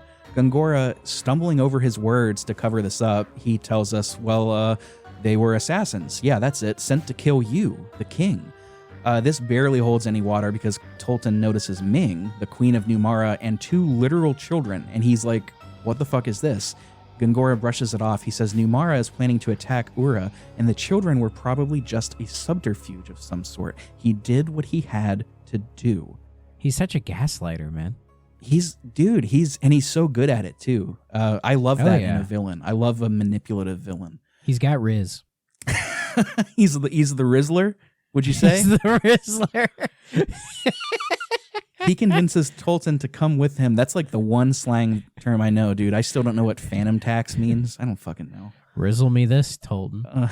He convinces Tolton to come with him as they leave and whispers to our party that we're going to sink into the sea with experimental staff and will dwell in silence and darkness for all time. As the boat leaves, experimental staff emits a huge blast of energy, seeming to be on the brink of collapsing, and we see Tolton spying on Gongora, who is doing a straight up like sitcom villain laugh from the shadows.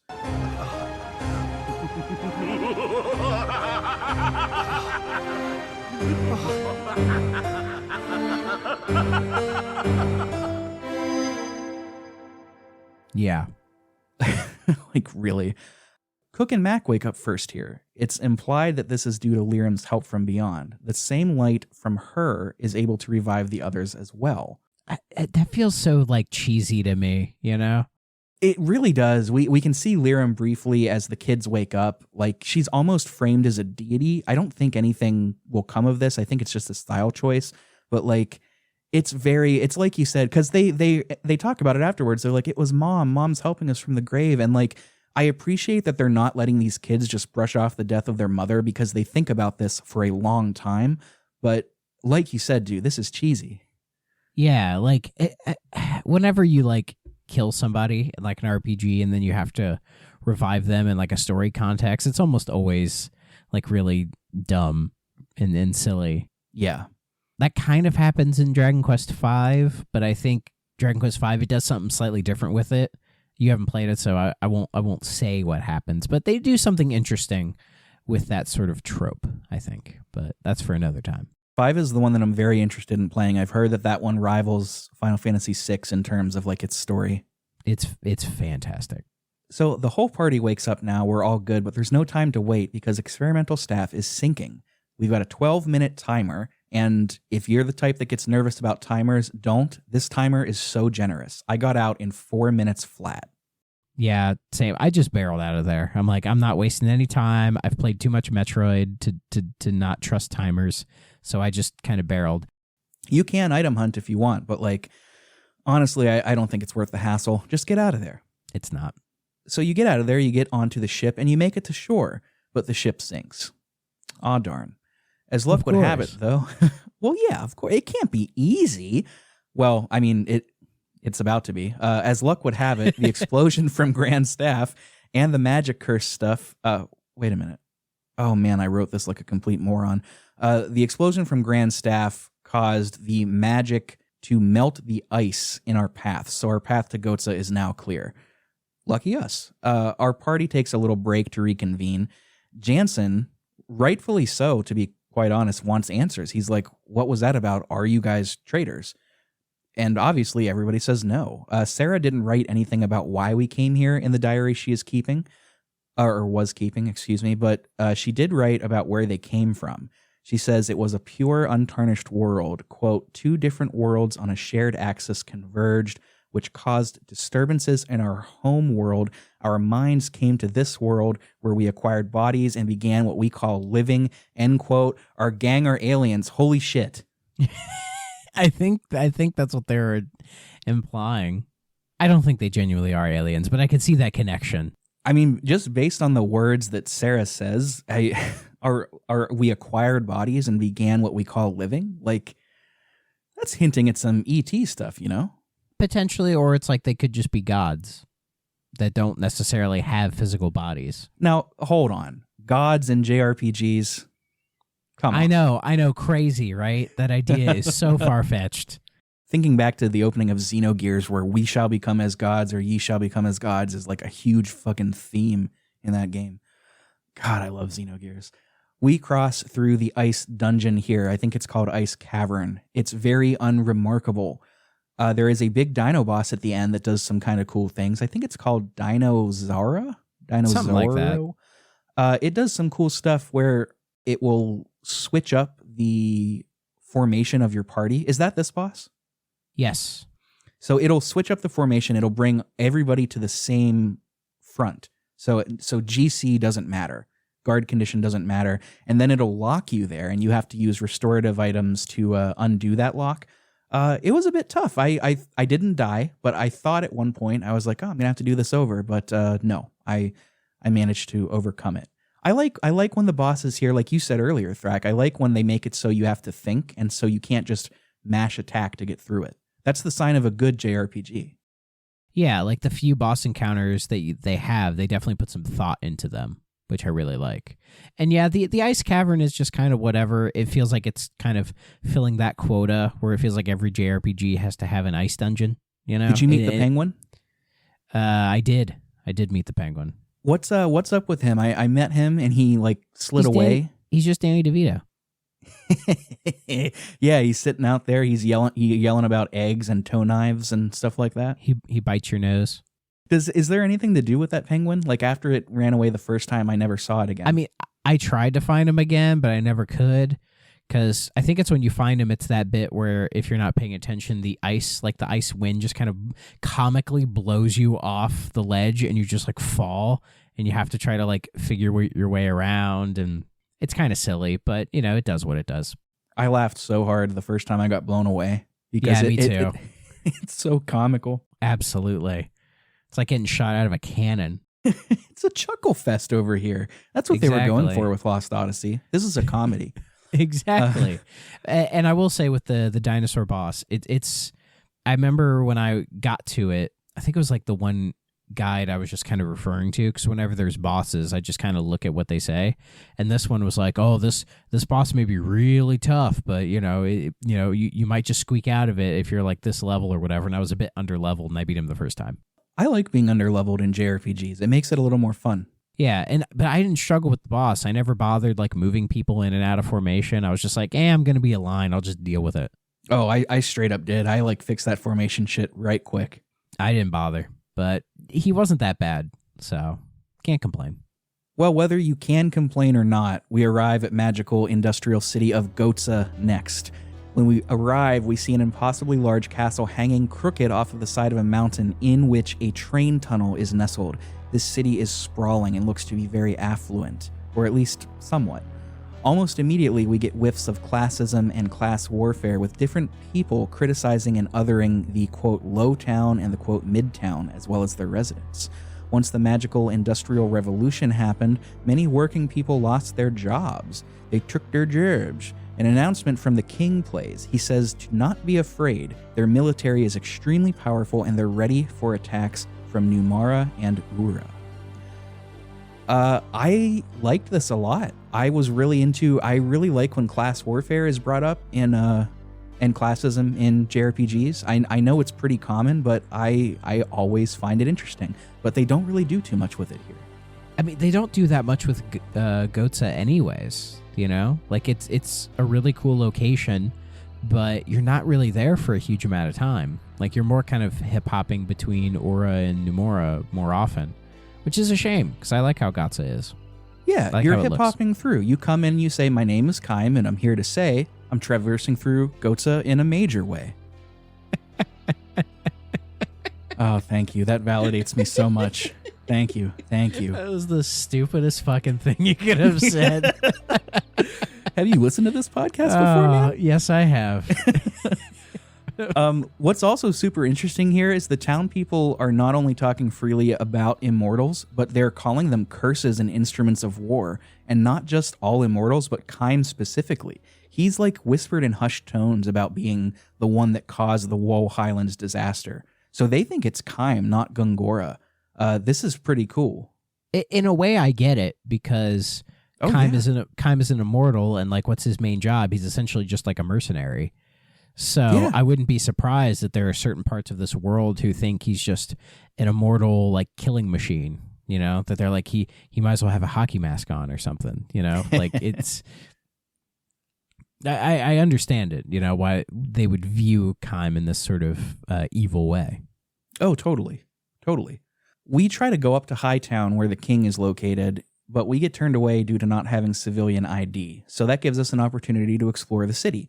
It's divided into 3 tiers: high tier, middle tier, and low tier, and you get there to the various tiers via like an elevator lift system. Yeah, it's a little confusing navigating it, but as I'm sure you'll talk about when we get further in the story, it gets easier because the gang splits up. Yeah, yeah. There's a gambling hall in the low city that's like private, where like some of the more affluent people go to, and they love it, but they don't want to admit that they're in Low Town. And it's really cool. Like, I'm somebody that loves world building in JRPGs. It's what makes the Xeno series so good. And like Lost Odyssey, it doesn't get there, but it approaches it sometimes. And here is one of those places. I thought this was super cool because you hear people just complaining. They're like, after the Industrial Revolution, we lost our jobs and now we're in Low Town. I mean, those people up top, they spit on us, but they were born into their wealth. Like, it's very real, Yeah. And it's a shame that little casino in Low Town you can't actually participate in. Yeah. Trying to get your fix. Because being a Dragon Quest fan, basically every Dragon Quest since 4 has had a casino you could go in and just like get money like crazy. So it would have been nice to have that little connection there, but it's okay. We got story to tell here, kids. It's true, and let's progress with it. Eventually, a cloaked stranger will purposefully bump into Kime, and he drops this sort of coin. Kime and Sarah both immediately recognize it and say that they have business they need to attend to, and they split off from the group. They leave it at that. They do not elaborate. So the rest of the gang heads back to the same guards who turned us away before, except this time we're able to tell them, hey, actually, this is Queen Ming of Numara. We got to get through. I don't know why we didn't lead with this. My name is Jansen. The way that Ming proves her identity is she reveals she wears this chest piece. It's like a big elaborate necklace, and she pulls it off, and it reveals a glowing birthmark that is like on her skin under her jewelry. And I guess this is like a royal birthmark of some sort. It also gives Jansen a chance to ogle them titties, like straight up. Yeah. Like not subtle.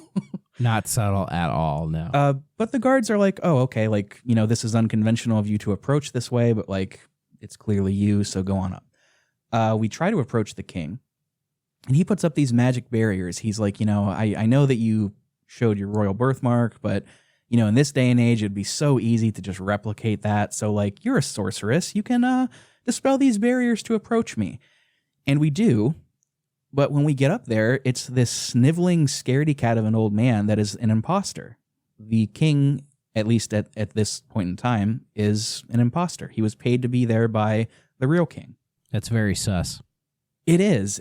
I'm still not sure why. I guess it's to make the next scene happen. The cloaked man is actually the king of Gotsa. His name is Mars. He was the one that bumped into Kime and Sarah, gave them the little amulet. And we can get into an abandoned apartment in Low Town to meet with him. I actually went here before this scene, and I was like, why is this big apartment here that I can get into with nothing in it? Well, that's why. I did the exact same thing. He says, this is the only way that I could speak to you privately. We get this backstory about him. He gives this whole speech here that I meant to fill in, but I think the gist of it, and please correct me if I'm wrong, Thrak, the gist of it, I mean, he's kind of talking about current events, but it's a lot of building up their backstory. Basically, Kime saved Mars previously, like on the battlefield. That's how he met us. He got very taken with Sarah. Like, he has a huge crush on Sarah and always has. And his whole arc is about like unrequited love. And Sarah gives him some good advice. She's like, you need to find love in like making the world a better place and living for yourself and not, pining after me. And, he takes that to heart. He's not bitter about it. He's not he's very grateful for Kime and Sarah. It's very cool. I was half expecting him to be like, jealous, but he's not at all. It's kind of neat.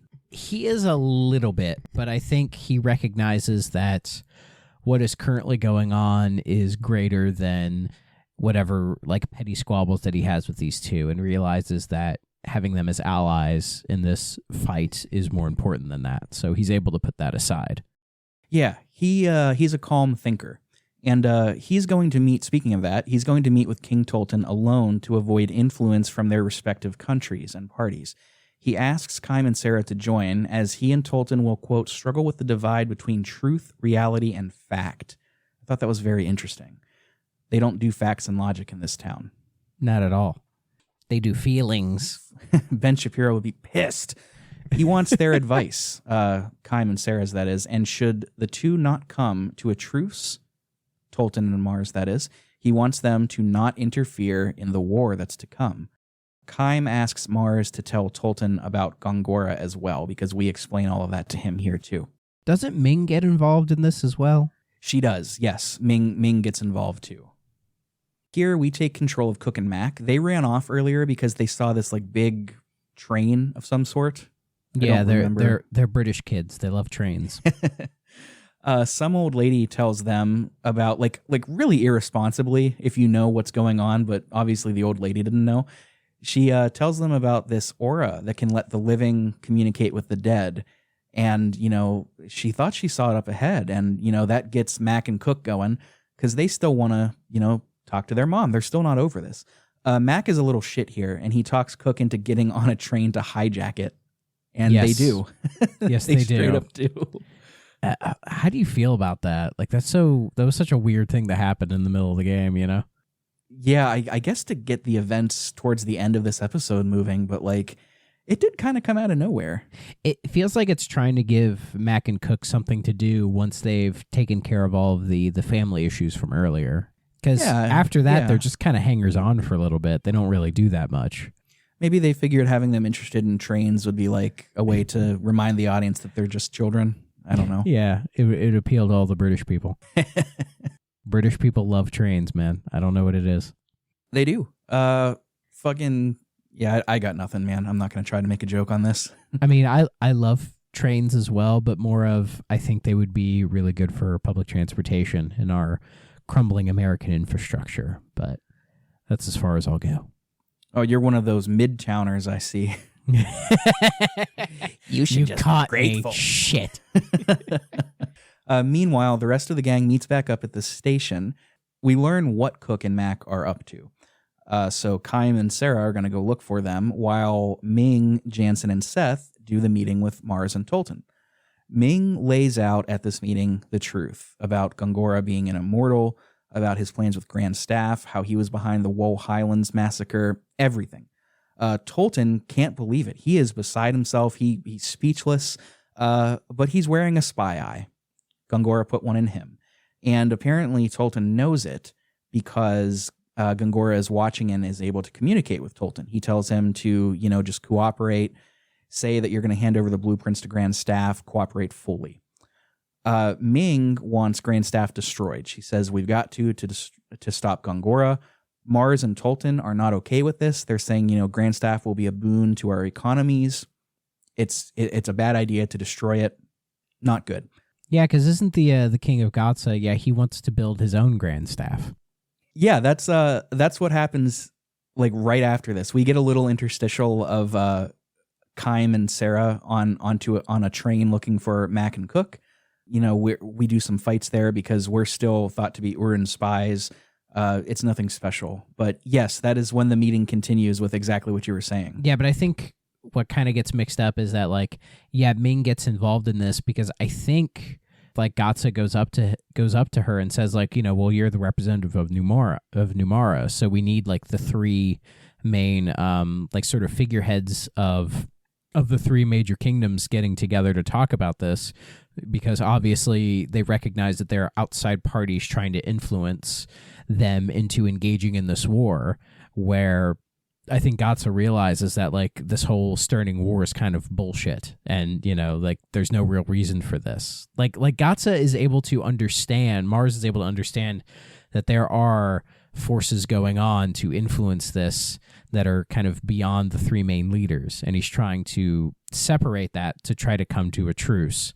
But like his truce that he brings up is it doesn't go down well with everybody there. Right. Nobody wants a war. They're all united on that front that they do not want a war. We learned two key things before we learn about Goetze's plan. We learned that Seth's son, is alive and has actually been captured by Ura's anti-piracy force.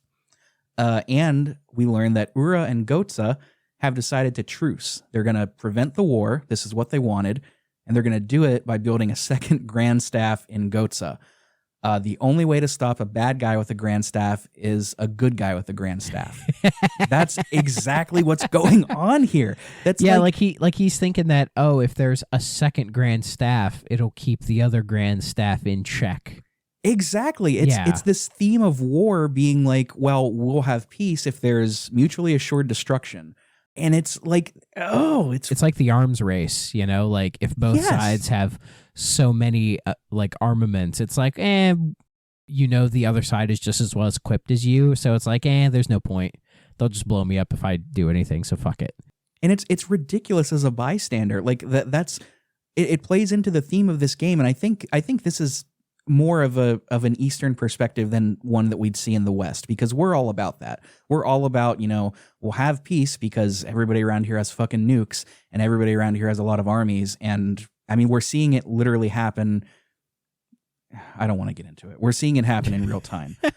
But here it's like the perspective is that this is the wrong way to go about peace. This is only going to lead to more violence. And of course, that's always what happens in these situations where we have these mutually assured destructions, arm races, peace because one nation is playing world police and will crush you if you don't, be nice to everybody. Shit like that always ends wrong.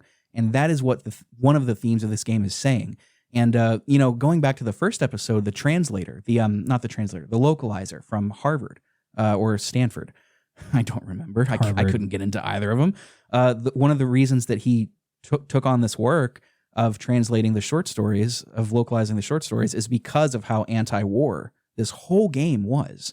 And I don't know, man. Like, I get fired up about it because I think it's such a good theme.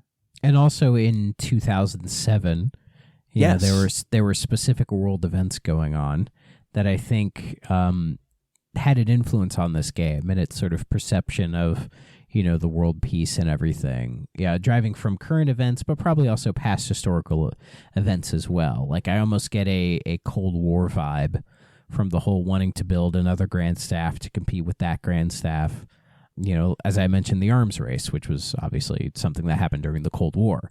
I think there is a connection with that as well, which the Cold War affected everybody, of course.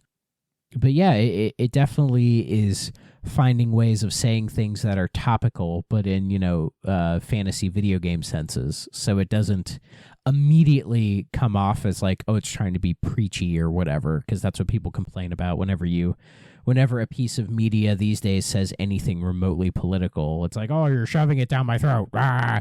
When it's like, no, it's just, people have their opinions and they just kind of want to express them. Yeah, keep your politics out of my media.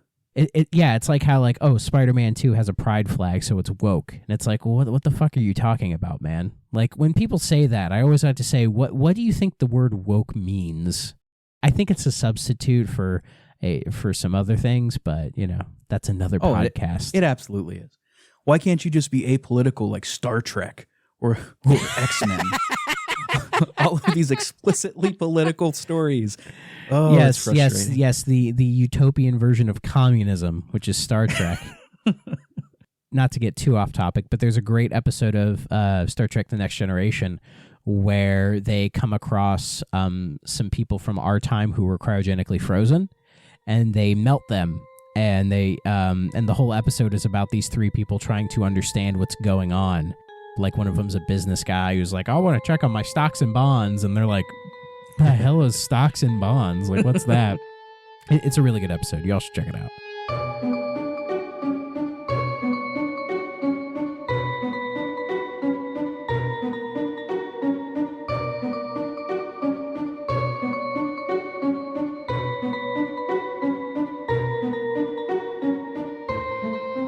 So meanwhile, Grand Staff crashes down into Ura. It can, fly and descend and stuff. And Gongora uses this as a podium to address the populace. He says that Grand Staff is going to bring power and prosper to Ura, and really leans into the nationalism. He's manipulating the populace as he's been doing. This is spurred by a lie that he tells that Tolton was assassinated by Gotza. He says, I don't want a war, but, he does one of those. War is not the answer. It's foolish. However, but it's like one of those classic tweets.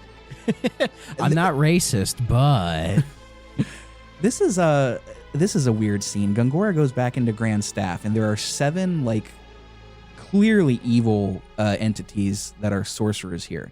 He's appointed them as his dark acolytes, and to prove their loyalty, you go into battle with them. He says, "I'm going to attack you, and you are not to resist." And you mow them down. You see not only how powerful Gongora is here as you get to control him in battle, but you one by one just pick off each one of these guys. You're murdering them on the spot. One of them resists and puts up a barrier. And Gongora doesn't fuck with that. He kills him and does not bring him back to life. He says, you did not prove your loyalty to me. You're done. The rest of the 6, he reanimates into these soulless golems to serve Gongora and only Gongora. He instructs them to attack Gotza and attack the Immortals. And they do. Meteors begin to rain down biblically on the fleet of Gotza's fleet.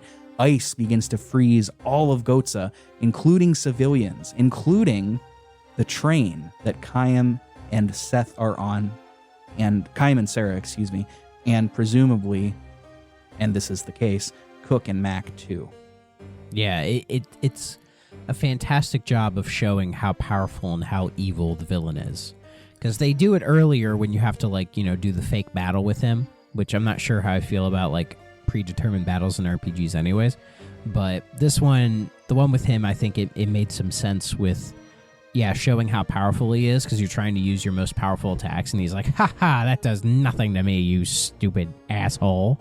And then here, it's like they have you control him so you can look through his spells and see what he has and go, oh shit, he is, this powerful. And it does a good job of showcasing the threat. Oh, yeah. Yeah, not to mention, too, if those sorcerers that are under Gongora are able to terrorize a nation this way, just imagine what Gongora can do. Yeah. So the crew on the train, we're seeing the tracks get frozen. This is Ming, Seth, Jansen, King Mars, Tolton, everybody. Everybody immediately realizes, oh shit, Chaim is right. This is Gongora's doing. Tolton is losing his mind. He doesn't know what to do. One of Tolton's servants kind of does this spell to teleport him away to safety, and Seth gets bumped into the portal right as it finishes. So Seth and Tolton are gone. Everyone on board, including Mars, including King Mars of Gotza, gets frozen to death by these sorcerers.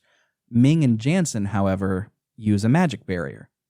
Ming doesn't know how long she can hold it up, but they're safe. They're going to be okay. We get back to Chaim and Sarah here, and Gongora, this is super cool. Gongora appears to them as a projection, a reflection in the ice, and he's taunting them. He's just there's no other way to say it. He's mocking them. And pretty immediately, their train gets halted in ice as well.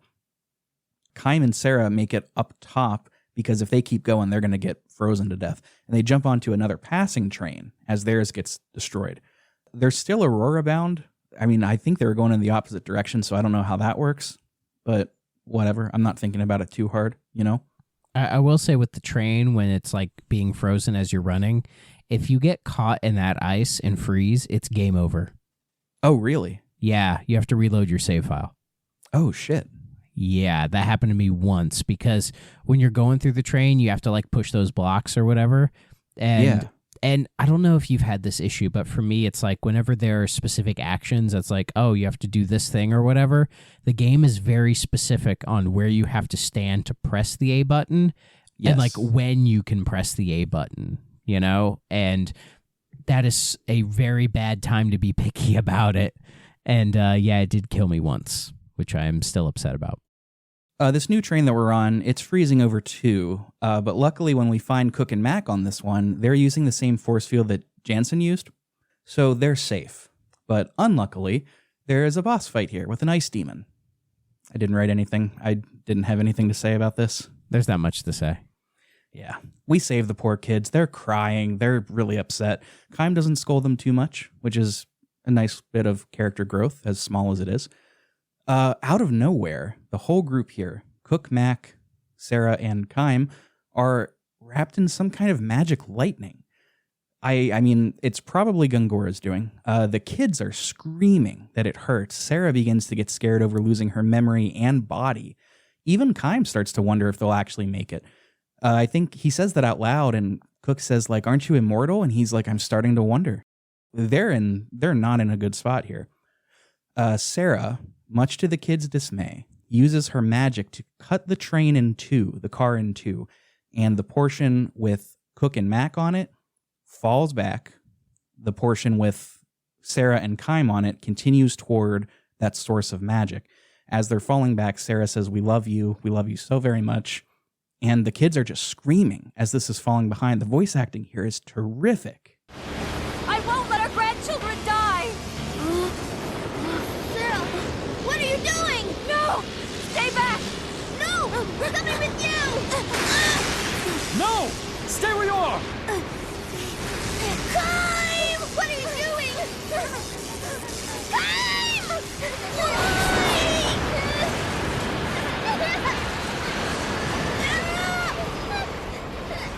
We love you so very much.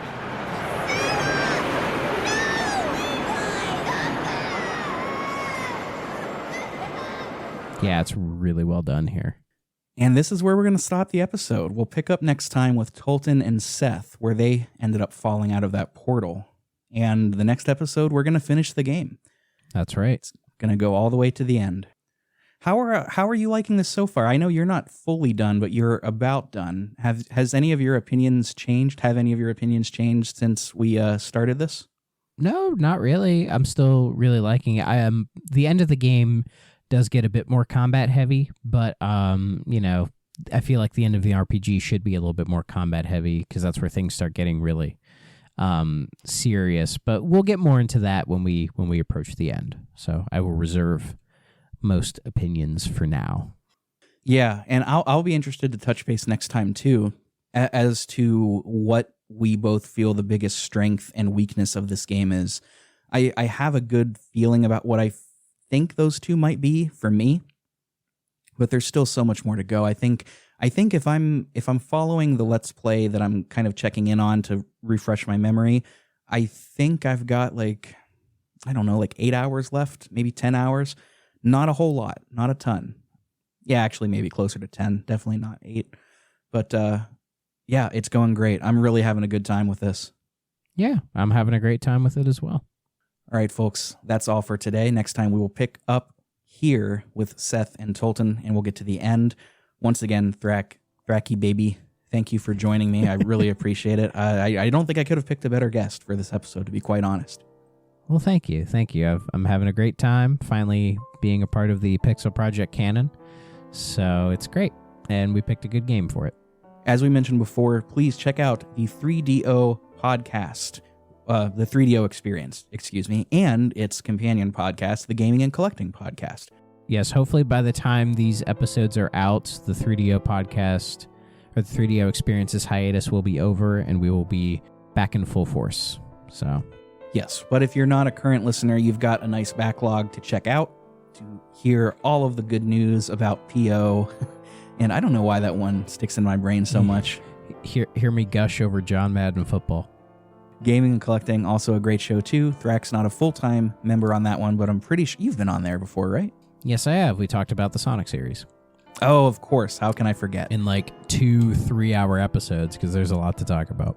So go check out those podcasts, excuse me. If you want to learn more, check out the episode description. There are going to be links to the 3DO experience, to all of that, to their Discord. Actually, probably just the link tree since it has everything. You'll find links to our stuff as well, our Discord, Patreon, Instagram, Blue Sky. I might put this at the beginning of the episode, actually, but official call to action here. If you haven't given the show a rating or a review please consider doing so. We haven't had a new one in a little bit, and it would be nice to read some on the air. I like to read all of them on the air as they come in, even if they're negative, although that hasn't happened yet. Especially if they're negative. I think we got a 1-star on Spotify from somebody just based on, the average and how many people have rated, but I don't know. I don't really pay it any mind. I mean, it could have been somebody jokingly giving you a 1-star, You can play a funny prank by saying, here's 1 star, now your show won't be in the algorithm as much. Haha, nerd. You can do those reviews on Spotify or Apple Podcast and Podcast Addict. That's where they let you write the reviews. You can rate on those and Spotify as well. That's all for this time. We're going to jump back in and finish this great JRPG next time. And until then, this has been your host, Rick of Pixel Project Radio, joined by the inimitable Thrak from the 3DO Experience. We greatly appreciate you, and we will see you next time.